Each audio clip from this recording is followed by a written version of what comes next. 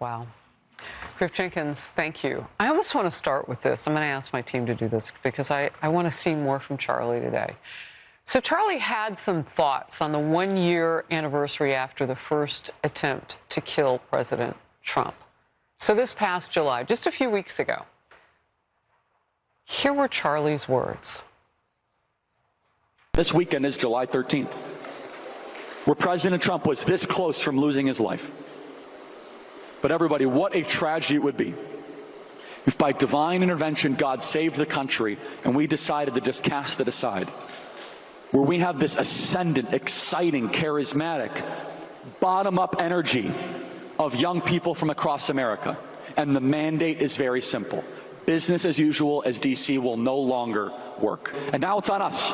We've been given this gift. The next generation helped put Donald Trump into the White House. What comes next will determine whether or not we're a civilization or we're just a collection of colonies and strangers in our own nation. Wow.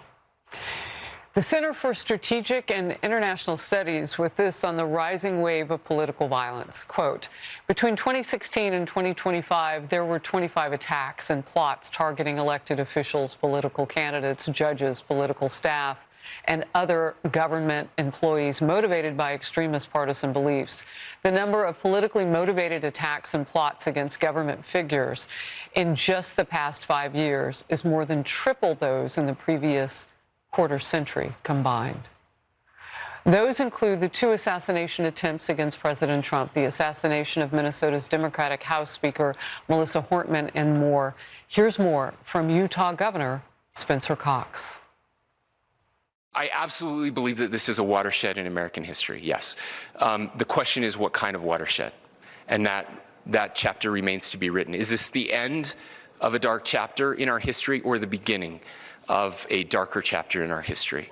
Look, I mean, if you look at true political assassinations in this country of someone of this stature, this feels a lot like the late 60s.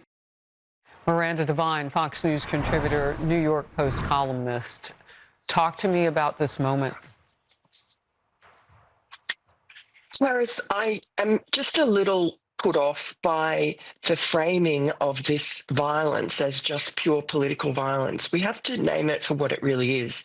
It's coming from the left almost exclusively. Even the Democrats who've been attacked, like Josh Shapiro, his house, the arson attack on his home while he and his family were asleep that could have killed them, that was a left-wing pro-Hamas activist. So all of this is coming from the left. And I look at it's wonderful that we have these institutions, these sports clubs coming out in a moment of silence for Charlie. And I hope that this ends up becoming a unifying situation for the country, because that's what Charlie was all about. He was not a figure of hate. He was not a divisive figure, as so many in what I now call the hate media have been saying.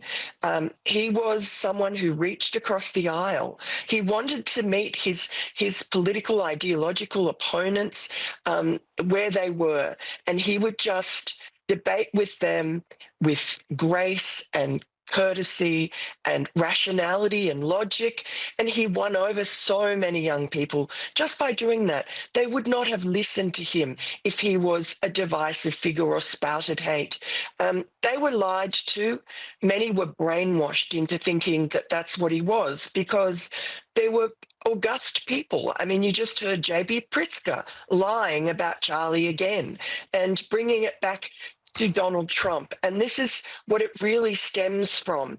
It is the concerted campaign for much of the last decade to demonize Donald Trump and his supporters, to call them Nazis, authoritarian, fascist. You just know from what was engraved on those bullets that hit home for this killer. And Charlie was one of the greatest lieutenants that Donald Trump ever had. You heard Donald Trump this morning on Fox and Friends saying that Charlie and Turning Point USA were a big reason that he got so many young people.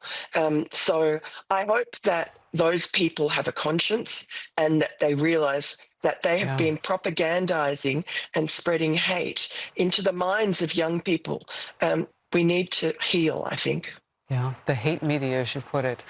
And I had heard, and I mentioned this earlier in the newscast, so I want to go and clarify on this with you on the screen with me, Miranda.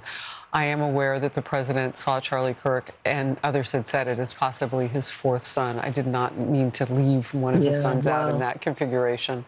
They are all loved, and so is Charlie Kirk. Good to see you, my friend. Thank you. Thanks, Harris. Outnumbered after the break.